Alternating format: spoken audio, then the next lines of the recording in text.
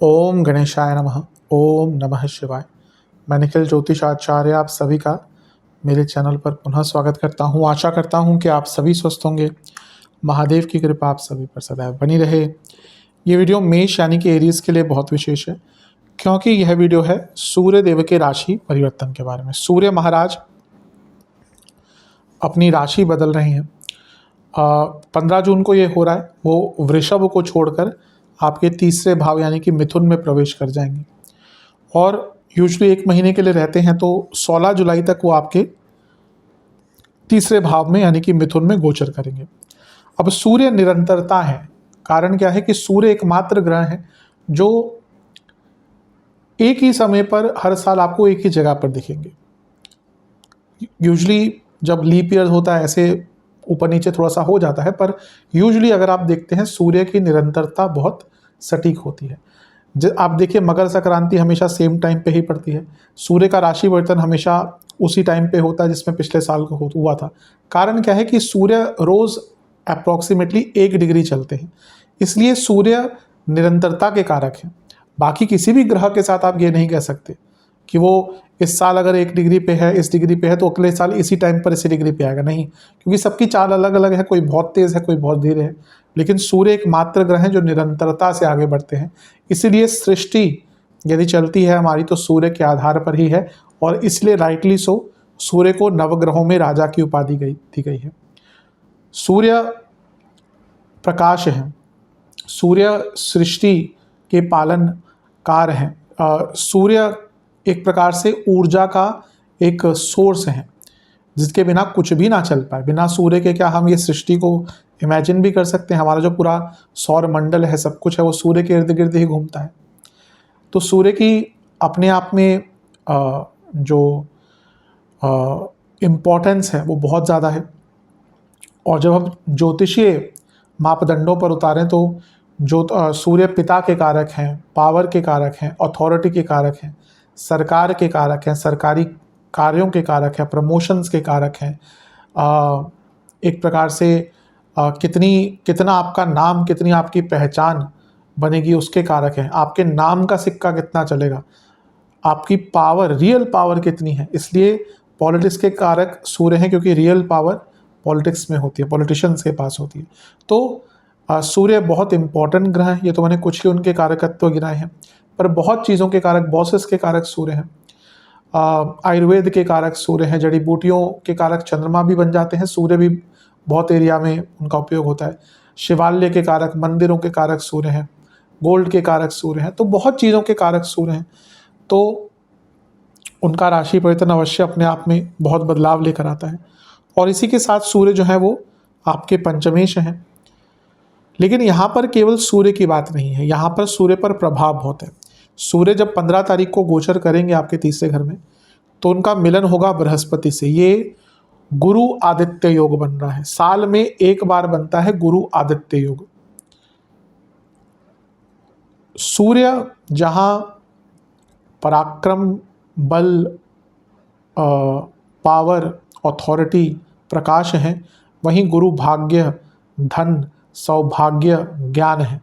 तो जब इन दोनों का मिलन हुआ तो कितना प्रभाव आएगा। और जैसे मैंने कहा, साल में एक ही बार इनका मिलन होता है। यूजुअली कभी कभी होता है कि कोई राशि परिवर्तन हो गया तो साल में कुछ टाइम के लिए ज़्यादा भी बिता देते हैं, ऐसा नहीं है, पर आमतौर पर ऐसा ही होता है।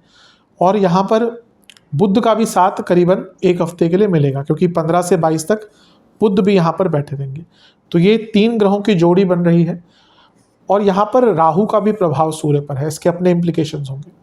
तो देखते हैं ये 1 महीने में सूर्य का क्या क्या प्रभाव हमारे जीवन पर रहेगा। इन सभी चीज़ों की विवेचना करने का मैं अपने स्तर पर एक प्रयास करूँगा। क्या अच्छा क्या बुरा सबका समावेश करूँगा, और कुछ उपाय भी वीडियो के अंदर बताऊँगा।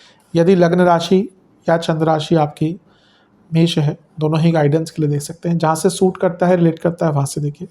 व्यक्तिगत तौर पे मेरा मानना है लग्न राशि से देखेंगे तो अच्छा है। इनकेस नहीं पता है आपको तो अपनी चंद्र राशि से भी इसको देख सकते हैं। शुरू करते हैं। सूर्य कहाँ पर आए हैं आपके? सूर्य आपके तीसरे भाव में। सबसे पहले तो सूर्य का तीसरे भाव में आना ही बहुत श्रेष्ठ माना जाता है। बहुत अच्छा एक पोजीशन है।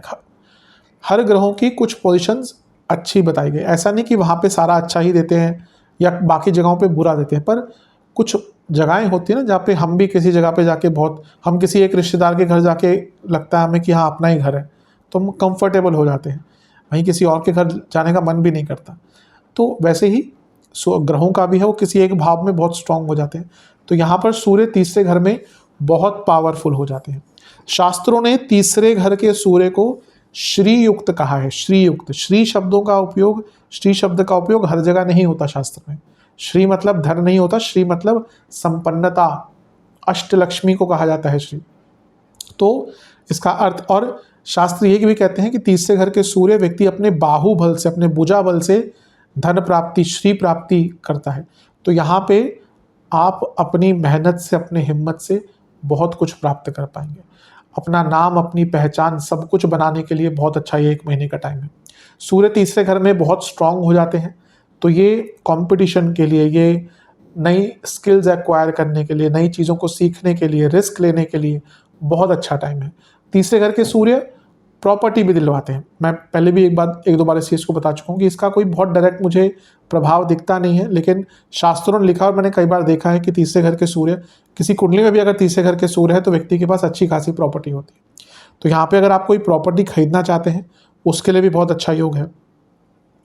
और तीसरे घर के जो सूर्य हैं वो व्यक्ति का जो नाम है, उसकी पहचान है, विख्यात, शास्त्रों ने विख्यात कहा है कि विख्यात प्रवक्ता भी होता है और उसका जो नाम है वो बहुत बढ़ जाता है।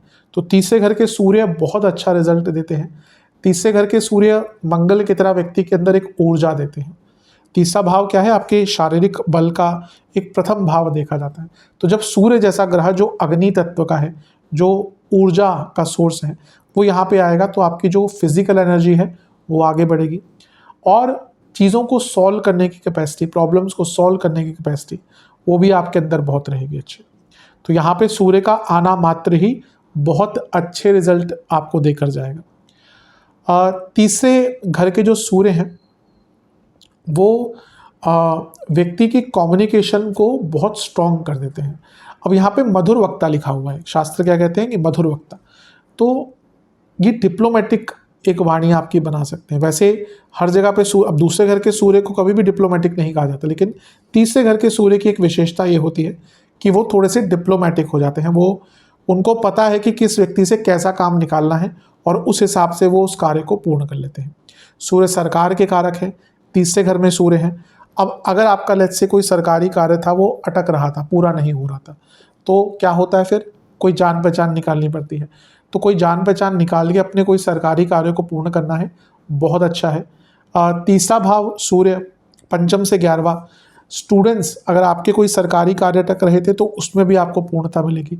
और अदरवाइज भी अगर आपके कोई लाइसेंस का काम अटक रहा था, कोई सरकारी काम अटक रहा था, आपने कोई लाइसेंस अप्लाई किया है, कोई और चीज़ अप्लाई की है, कोई पासपोर्ट अप्लाई किया है, उन सारी चीज़ों में एक गति प्राप्त करने के लिए बहुत अच्छा है। तीसरा भाव शॉर्ट डिस्टेंस ट्रैवल का भी होता है। सूर्य का यहाँ पे आना आपको शिवालयों के दर्शन करवाएगा।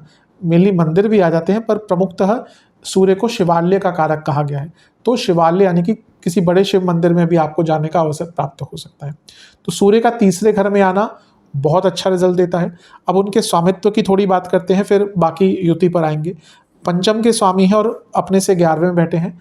बुद्धिमता, क्रिएटिविटी बहुत अच्छी, स्टूडेंट्स के लिए बहुत अच्छा, और लक्ष्मी के कारक है, लक्ष्मी स्थान के स्वामी है। और तीसरे घर में अपनी मेहनत से, अपनी स्किल से लक्ष्मी की प्राप्ति होगी। स्टूडेंट्स को बहुत आगे बढ़ने का मौका मिलेगा, क्योंकि पंचम भाव जो है वो लव लाइफ का भी होता है। पंचम में केतु बैठे हैं, लेकिन पंचमेश क्योंकि अब अपने से 11वें में आ गए, तो जो केतु का प्रभाव था उसको थोड़ा सा डिमिनिश करने के लिए, चीज़ों को सॉल्व करने के लिए सूर्य का गोचर अच्छा है। पंचम भाव जो है वो आपके शेयर मार्केट आदि का भी होता है। वहाँ से वो क्योंकि एक लाभ स्थान में बैठे हैं, तो शेयर मार्केट आदि में भी आगे बढ़ने के लिए ये योग बहुत अच्छा बन जाता है। और क्रिएटिविटी, आइडियाज़, बहुत बहुत प्रैक्टिकल आइडियाज़ आएंगे, तो इसके दम पर भी जीवन में आगे बढ़ने के बहुत अच्छे मौके। सबसे बड़ी बात है कि तीसरा घर सूर्य और पंचम भाव, यानी कि आप सोचेंगे और करेंगे, ऐसा नहीं कि सोचेंगे और सोचते रहेंगे। और ऊर्जा इतनी सकारात्मक रहेगी कि आपको फिर पीछे मुड़ने की ज़रूरत ही नहीं पड़ेगी। बहुत अच्छा है। बल, पराक्रम, हिम्मत, हर चीज़ के लिए जो योग है बहुत अच्छा बन रहा है। इसके बाद आते हैं युतियों पर। बृहस्पति और गुरु की युति, बृहस्पति और सूर्य की युति साल में एक बार होती है। जैसे मैंने कहा आमतौर पर, कभी कभी होता है कि आसपास गोचर हुए, जैसे तब मुझे याद आ रहा है शायद पिछले साल हुआ था 2024 में सूर्य का गोचर हुआ, या फिर बृहस्पति, हाँ पहले सूर्य का हुआ फिर बृहस्पति का भी हो गया, मई में ही हुआ था आई थिंक लास्ट टाइम। हाँ, तो दोनों की जो युति है वो लंबे टाइम तक रही थी। तो बृहस्पति भाग्य है, धन है, सूर्य पावर है, नाम है, अथॉरिटी है। तो जब इन दोनों का मिलन तीसरे घर में हो रहा है ना, तो आपकी पावर भी बढ़ेगी, आपकी नाम भी बढ़ेगा, पैसा भी बढ़ेगा, अथॉरिटी भी बढ़ेगी। ये बहुत गतिशील समय है, ये एक महीना इसको गंवाना नहीं है, बल्कि अपने कितने भी अधूरे कार्य हैं, पैसों के हो, करियर का हो, बिजनेस का हो, सरकारी कार्य हो, उन सबको पूर्ण करने का टाइम है। यहाँ पे हमने मेष लग्न की कुंडली ही लगा रखी है, पर कालपुरुष की कुंडली भी मेष लग्न की होती है। उसमें अगर हम देखें तो सूर्य पंचमेश है, वहीं बृहस्पति भाग्येश है, और ये दोनों लक्ष्मी स्थान के, तो इन दोनों का मिलन ही लक्ष्मी लाता है। अब यहाँ पे तीसरे घर में है, यानी कि अपने एफर्ट से बहुत धन प्राप्त कर पाएंगे। अगर आपके पास कोई स्किल है, अगर आपके पास कोई नॉलेज है, कोई ज्ञान है, तो ये टाइम बहुत धन प्राप्ति का है। बृहस्पति और सूर्य तीसरे घर में आपकी जटिल से जटिल समस्या को पूरा करने में मदद करेंगे। सूर्य बृहस्पति साथ में, यानी कि लोग आपकी मदद करेंगे। आप देखेंगे आपका कोई काम अटक रहा था, आपको हेल्प मिल जाएगी, आपको अपने कार्यों को पूरा करने में हेल्प मिल जाएगी। तो बहुत अच्छा एक ये योग बनता है। यहाँ पे बुध भी है साथ में। बुध क्या है? बुध खुद तीसरे घर के स्वामी है और छठे, दोनों उपचय भाव। और यहाँ पे बुध सूर्य के साथ बैठ गए जो पंचम के स्वामी है, और भाग्य स्थान के स्वामी बृहस्पति। तो ये सारी ही चीजें क्या दिखा रही है कि माइंड, फिजिकल एनर्जी, इनके बीच में एक सिनर्जी रहेगी, एक हार्मनी रहेगी, और कई प्रॉब्लम्स को सॉल्व कर पाएंगे। बुध आदित्य योग भी बन रहा है, और बृहस्पति ने साथ में अपना आशीर्वाद देके उसको और भी प्रबल बना दिया है। यानी कि स्टूडेंट्स के लिए बहुत अच्छा है, कार्य क्षेत्र में क्रिएटिविटी रहेगी, बिजनेस में नए नए आइडियाज आ पाएंगे। तो बहुत शुभ है, बहुत लाभकारी है। सप्तम से त्रिकोण में ये जोड़ी बन रही है, यानी कि बिजनेस में सरकारी कार्य पूर्ण होंगे, धन आएगा, लिखा पढ़ी के कार्य पूर्ण होंगे और आगे बढ़ने का मौका मिलेगा। 10वें से छठे में ये युति बन रही है, आप अपने कॉम्पिटिटर्स पे हावी रहेंगे, जो आपको तंग कर रहे तो उनको जवाब दे पाएंगे। बहुत अच्छी युति है, इसका बहुत लाभ उठाएगा। अब इसके नेगेटिव प्रभाव क्या हो सकते हैं? नेगेटिव प्रभाव ये हो सकते हैं कि तीसरे घर में जब इतने सारे ग्रह हैं और यहाँ पर राहु का प्रभाव भी है, तो ये भाई बहनों से झगड़े करवा सकता है। आप देखेंगे आपके हो सकता है अपने भाई बहनों से झगड़े हो जाएं, आपके अपने दोस्तों से झगड़े हो जाएं, आपके अपने परिवार वालों से झगड़े हो जाएं, आपके अपने मित्रों से और कलीग से बहुत झगड़े हो जाएं। तो इससे बचिएगा। दूसरा, सूर्य पर राहु की दृष्टि कोई बहुत कंफर्टेबल सूर्य को नहीं करती। सूर्य भागते हैं ना राहु से, ग्रहण लगाते हैं सूर्य पर राहु। तो सूर्य क्या है? पंचमेश है। तो यहाँ पे बच्चों से संबंध आपके अपने बिगड़ सकते हैं। ऑलरेडी मंगल केतु मैंने बनाई थी वीडियो, उसमें मैंने कहा था। तो ये और प्रबलता दिखा रहा है कि बच्चों से संबंध बिगड़ सकते हैं। गर्भवती महिलाओं के लिए अच्छा टाइम नहीं है। और कुछ लोग जानबूझकर आपको ना अपोज करेंगे। आप देखेंगे यहाँ पे क्या होगा, करियर हो, पर्सनल लाइफ हो, कुछ लोग जानबूझकर आपका अपोज करेंगे, आपको तंग करने के लिए। तो आपको एक कामनेस रखनी है, आपको एक शांति बनाकर रखनी है, ताकि कोई भी तंग करने का प्रयत्न करे आप ज़्यादा उससे प्रभावित ना हो पाए। पर अदरवाइज राहु की अच्छी चीज़ों की बात करें, राहु लाभ स्थान में बैठ कर देख रहे हैं। यहाँ पे बृहस्पति भी है, सूर्य भी है, लक्ष्मी स्थान, लाभ स्थान, एफर्ट्स, उपचय भाव, तो बड़ी धन की प्राप्ति। राहु है तो विदेश से पैसा, आपका कोई पैसा सरकारी काम में अटक गया था, कोई एरियर था आपका, वो एरियर के द्वारा पैसा आपको वापस प्राप्त हो सकता है। तो ये राहु का प्रभाव भी कुछ अच्छा तो कुछ बुरा प्रभाव भी दे रहा है। बस मैं ये कहूँगा कि पर्सनल लाइफ में अपने कम्युनिकेशन पर बहुत ज़्यादा ध्यान दीजिएगा। अब बात करते हैं दृष्टि की। सूर्य की दृष्टि नवम भाव पर है। अब ये उनकी मित्र राशि है बृहस्पति की, तो ये अच्छा ही है। सूर्य का प्रभाव नवम भाव पर, तो भाग्य बहुत साथ देगा। ये भाग्य और पराक्रम का मिलन दिखा रहा है। और खुद भाग्य स्थान के स्वामी भी जब देखेंगे तो यकीन मानिए अपने जीवन के स्टेटस को बहुत ऊपर लेके जाने के लिए ये बहुत अच्छा योग है। हायर स्टडीज़ के लिए बहुत अच्छा है, स्टडीज़ के लिए बहुत अच्छा है, स्टूडेंट्स के लिए बहुत अच्छा है। कुछ रिसर्च बेस करना चाहते थे, क्योंकि केतु का प्रभाव भी और अब सूर्य का भी प्रभाव आ गया। आपका कोई लेट्स से कि आपको कोई स्पॉन्सर नहीं मिल रहा था, कोई मेंटर नहीं मिल रहा था, रिसर्च आपका कुछ अटके जा रहा था, उन चीज़ों में आपको बहुत लाभ प्राप्त हो सकता है। तो ये बहुत विशेष है। और क्योंकि गुरु की जोड़ी भी है सूर्य के साथ और गुरु भी नवम भाव को देख रहे हैं, तो भाग्य तो असीमित साथ देगा। तो मेष वालों के लिए कुछ सीखना चाहते हैं ओवरऑल। अब आप लेट्स से कुछ भी नहीं करते, आप हाउस वाइफ हैं, आप चाहते हैं कि मैं कुछ नया सीख पाऊँ, अपने नॉलेज को उपयोग कर कर आगे पैसा कमा पाऊँ, उनके लिए भी बहुत अच्छा है। कभी कभी हाउस वाइफ बोलते हैं कि हमारे लिए क्या है, तो मैं कहा बाकी सारी चीज़ें भी हाउस वाइफ के लिए होती हैं, करियर और बाकी छोड़ के मैं बहुत चीज़ें बताता हूँ। तो यहाँ पे अगर आप हाउस वाइफ ही हैं तो कुछ नया सीखने के लिए, कुछ नई स्किल सीखने के लिए, उसके द्वारा आगे चलकर धन अर्जित करने के लिए बहुत अच्छा योग है।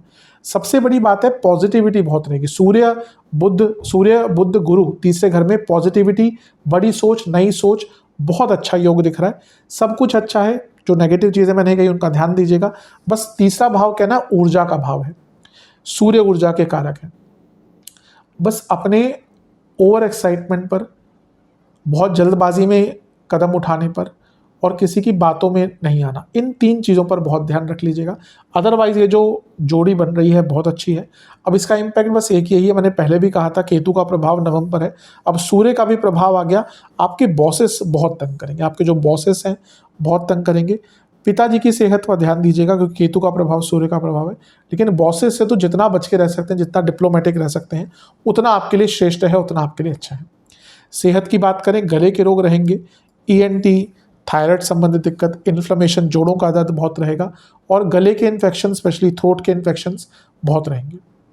तो ओवरऑल देखा जाए मोटे मोटे तौर पर अच्छा ही योग दिख रहा है। उपाय क्या करना है? उपाय के स्वरूप में आपको एक पात्र में जल लेना है, उसमें पीली सरसों के दाने डालकर सूर्य देवता को अर्पण करने हैं। अर्पण करते हुए ओम भास्कराय नमः मंत्र का जाप करना है और अर्पण करने के बाद भी ओम भास्कराय नमः मंत्र का 108 बार जाप करना है।